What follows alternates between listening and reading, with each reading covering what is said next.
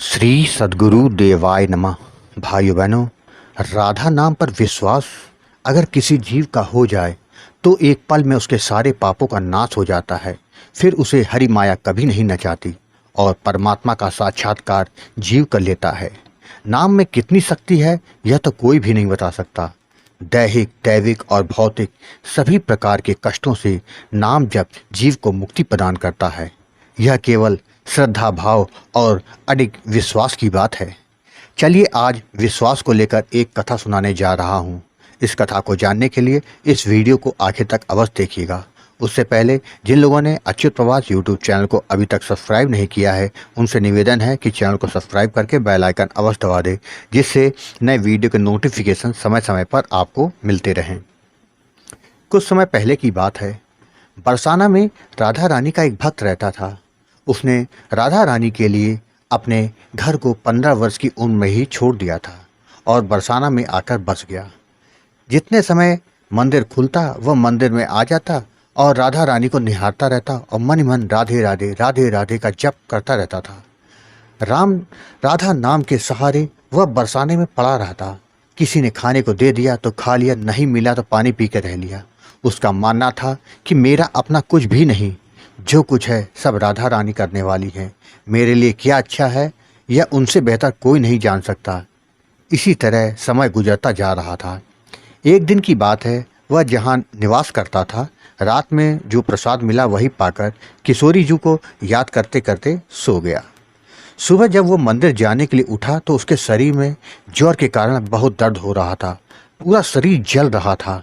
उससे खड़ा तक नहीं हुआ जा रहा था। किंतु वह मंदिर जाने के लिए बाहर जाने का पूरा प्रयास करने लगा, किंतु शरीर में इतनी ताकत नहीं बची थी कि वह कहीं आ जा सके।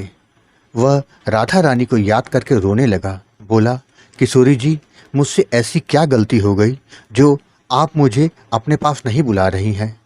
15 वर्ष से ज़्यादा का समय हो गया, किंतु आपके दर्शन का जो नियम है वो कभी नहीं टूटा। आज आपका यह दास क्या आपके दर्शनों से वंचित रह जाएगा? इस सेवक ने आज तक कुछ भी नहीं मांगा, केवल आपके दर्शनों की ही अभिलाषा रहती है, जिसके लिए रोज मंदिर में दर्शन करने के लिए आता हूँ। यह कहकर वह फूट फूट कर रोने लगा। उसकी सांस में केवल राधा नाम का जप चल रहा था। भक्त की हालत देखकर राधा जी कैसे शांत रह सकती थी। उन्होंने तुरंत बरसाना में अपने एक चिकित्सक भक्त को उनके दर्शन जो करके वापस जा रहे थे अपने निवास की ओर, उनको तुरंत प्रेरणा दी। वह जिस रास्ते से जाते थे वहाँ से न जाकर उस भक्त के घर के रास्ते की तरफ वो मुड़ गए। जैसे ही वह उस भक्त के दरवाजे के पास पहुँचे तो चिकित्सक को अचानक बहुत बेचैनी सी होने लगी। वह सोचने लगा, अभी तो मैं एकदम स्वस्थ था, अचानक ये क्या हो गया? क्या राधा रानी मुझसे कोई संकेत दे रही हैं? उन्होंने इधर उधर देखा तो दरवाजे के अंदर से करहाते हुए राधे राधे की आवाज़ सुनाई दे रही थी। वह तुरंत अंदर गए तो देखा भगत जी बिस्तर पर पड़े हैं। उन्होंने जब उनको छुआ तो देखा कि अरे, इन्हें तो बहुत तेज ज्वर है। उन्होंने तुरंत कहा, मैं अभी आया, और उन्होंने कुछ दवाई ली और वापस आ गए और भगत जी को खिला दी। बाकी दवाई वहीं रख दी और कहा, 5-5 घंटे पर खा लेना, मैं कल फिर आऊँगा। यह कह के वह चले गए। उन्होंने डॉक्टर को बताए समय पर दवा खा ली। रात में वह राधे राधे कहते हुए सो भी गए। रात को स्वप्न में राधा रानी ने उनको दर्शन दिए। उन्होंने कहा कि तुमने कभी मुझसे कुछ नहीं मांगा, निस्वार्थ भाव से तुम मुझे याद किया तुमने और मेरा नाम जप किया। मैं तुमको अब ज़्यादा कष्ट यहाँ नहीं सहने दूंगी। 3 दिन के बाद मैं तुमको अपने पास बुला लूँगी। सुबह जब भगत जी की आंखें खुली तो वह खुशी से उछल पड़े। डॉक्टर आ गए। उन्होंने जब भगत जी का परीक्षण किया तो बोले कि तुम्हारा ज्वर तो अब पूरी तरह से ठीक हो गया। भगत जी ने उनको धन्यवाद दिया और मंदिर की ओर चले गए। मंदिर पहुंचकर वह राधा रानी को निहारते हुए नाम जप उन्होंने शुरू कर दिया। पुजारी जी ने कहा, क्या बात है, आप कल नहीं आए थे? तो भगत जी ने सारी बात बता दी और बोले, अब 3 दिन बाद मैं जा रहा हूँ, बुलावा आया है। पुजारी जी की समझ में कुछ नहीं आया।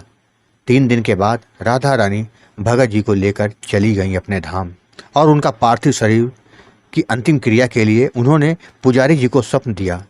पुजारी जी ने उनका अंतिम संस्कार पूरे विधि विधान से कर दिया। पुजारी जी बाद में बोले, अब समझ में आया कि यह 3 दिन बाद जाने की बात क्यों कर रहा था। किशोरी जी उसे अपने धाम ले गईं। भाई बहनों, आपने देखा, जो भी भक्त राधा नाम का जप करता है, किशोरी जी उसका कितना ख्याल रखती है और निस्वार्थ भाव से किया जप से प्रसन्न होकर उसे अपने धाम में स्थान भी देती हैं। भगवान की यह कथा अगर आपको पसंद आई हो तो कमेंट में राधे राधे लिखना मत भूलिएगा। राधे राधे।